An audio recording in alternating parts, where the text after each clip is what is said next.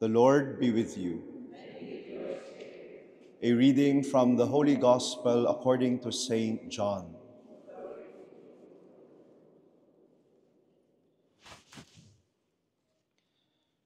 Jesus said to his disciples, "Now I am going to the one who sent me, and not one of you asks me, 'Where are you going?'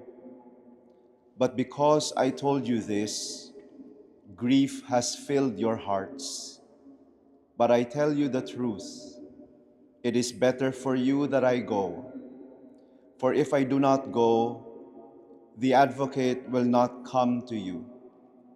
But if I go, I will send him to you. And when he comes, he will convict the world in regard to sin and righteousness and condemnation. Sin, because they do not believe in me. Righteousness, because I am going to the Father, and you will no longer see me. Condemnation, because the ruler of this world has been condemned." The Gospel of the Lord.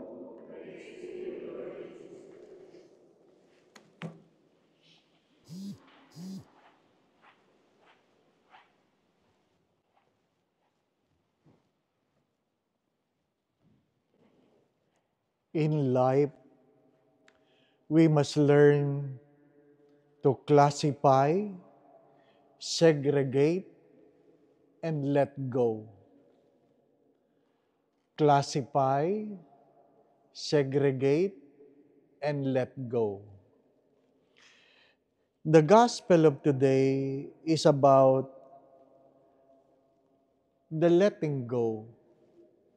The letting go so that the advocate can come. Karen, Maribeth, and Lilibet has to let go. Does it mean they don't love us? It simply means they have their own priorities. They have arranged their trips according to their priorities. And so with us. And so with us. Classify, segregate, letting go. Think about your life. When we have our Mass in Nubers, the sisters was a little bit disappointed seeing some dollar bills in the collections. Hindi ko man naintindihan ang kanyang sinasabi, pero naramdaman ko ang kanyang ibig sabihin. Ayaw niya ng dollars kasi ayaw niya kay Trump. Yun lang ang ibig sabihin nun.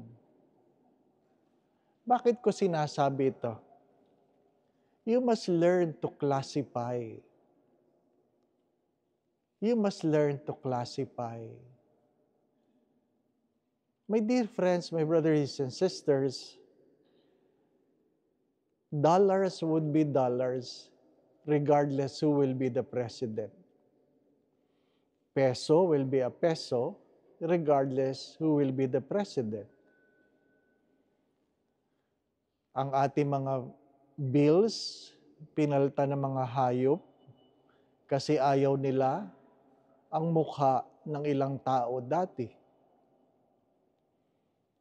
Maglalabas daw ng 5,000 peso bill sa hayop na buaya. Hindi ko alam. You must learn to classify. You must learn to segregate. Yung mga naglalaba, naintindihan nila ito. Mas madaling maglaba kung hiwalay ang puti at dikolor. Mas maayos ang laba kung marunong kang mag-segregate.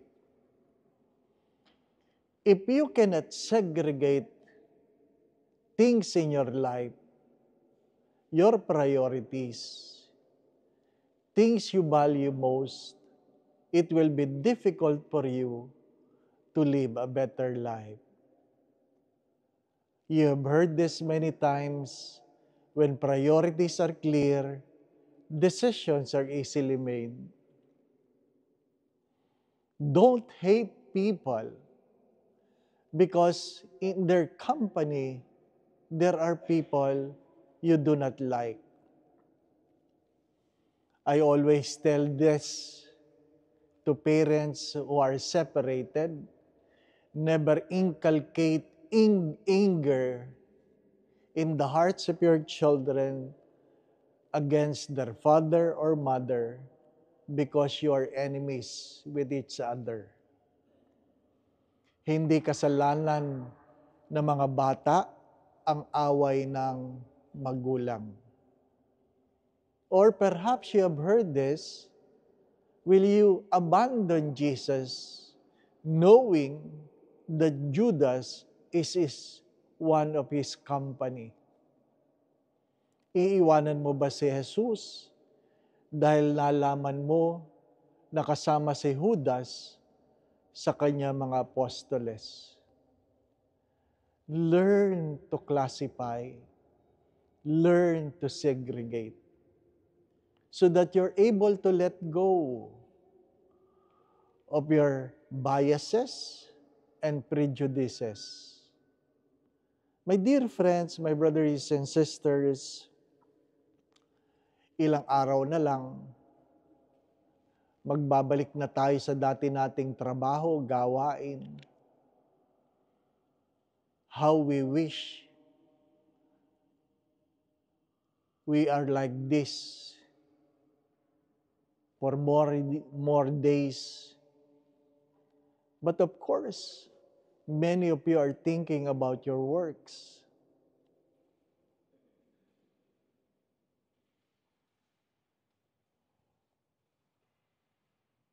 Mahirap yung wala kang babalikan, no? Think about this. What are the things you need to let go so that something new will come? If we keep doing what we have been doing, then we will continue to get what we have been getting. The gospel of today reminds us that if we want something new in our lives, we must be willing to do something we have not done before. If you want something new in your life, you must be willing to do something you have not done before. You have to grapple with the uncertainty, the inconvenience, and perhaps you have to let go of your comfort zones. The difficulty of letting go of Jesus is because they have found so much comfort in His presence. Kung naalaala ninyo, ang unang araw sa school, takot na takot ang bata. Kaya nga, habang nagkaklase, yung mga magulang nasa bintana. Kailangan kita ng mga anak. Yan ang simula. Ngayon, sasabihin na ng anak, "Ma, huwag kang pupunta sa school, ha? Nakakahiya." Nagbabago. While reading the gospel, it reminds me of my sister. Siyang kauna-unahang nagkaanak, kauna-unahang nag-asawa. nung inihahatid niya ang kanyang anak sa school, iyakan pa, para lang pumasok. After several days, malayo pa ang gate ng school, sabi ng anak, "Ma, dito ka na lang. Huwag ka na sumunod sa loob." Whether you like it or not, life has to evolve. You let go of your youth to endure and perhaps to enjoy your old age. You cannot enjoy your retirement if you cannot let go of your work. What are the things we need to let go? What are the things we need to let go so that we can enjoy the things ahead of us? Again, learn to classify, learn to segregate, learn to separate. Amen. Classify, segregate, separate. Tamang-tama sa komunyon. Hindi ibig sabihin malaki yung siboryo may laman. Baka yun lang talaga ang nangungumunyon dito, kaya confident siya na we have enough. Ano pa? Learn to classify, segregate, and separate. Hindi ibig sabihin malaki ang bag, may laman. My dear friends, perhaps the grace of today's celebration is to ask the Lord, what are the things I need to let go so that I'll be able to receive something new, better than before. Ask for the grace from the Lord to know what you need to let go so that you will be able to receive something new, better than before. The Lord be with you. And may Almighty God bless you and your family, the Father, the Son, and the Holy Spirit. The Mass has been offered. We continue to love and serve the Lord. Salve Regina, Mater Misericordiae, vita dulcedo, espes nostra salve, ad te clamamus, exules filii Ebe, ad te suspiramus, gementes et plentes, in ac lacrimarum valle. Ea ergo advocata nostra, ilius tuos, misericordes oculos, ad nos converte. Et Iesu, benedictum fructum ventris tui, nobis pos hoc exilium ostende. O clement, O pia,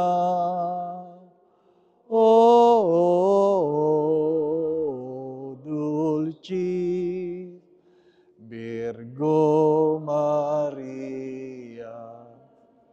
Pray for us, O Holy Mary, Mother of God. In the name of the Father, and Son, and the Holy Spirit.